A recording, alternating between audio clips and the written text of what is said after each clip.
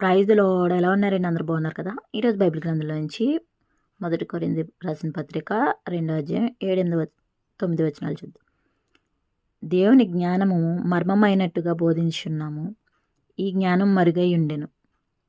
జగత్తుత్పత్తికి ముందుగానే దీనిని దేవుడు మన మహిమ నిమిత్తం నియమించెను. అది లోకాధికారుల్లో ఎవనికిని తెలియదు. అది వానికి తెలిసి ఉండిన ఎడల మహిమా స్వరూపియగు ప్రభువు సిలువ వేయకపోయిందురు. ఇందును గూర్చి దేవుడు తన్ను ప్రేమించు వారి కొరకు ఏవి సిద్ధపరచెనో అవి కంటికి కనబడలేదు, చెవికి వినబడలేదు, మనుష్య హృదయం నాకు గోచరం కాలేదు అని రాయబడి ఉన్నది.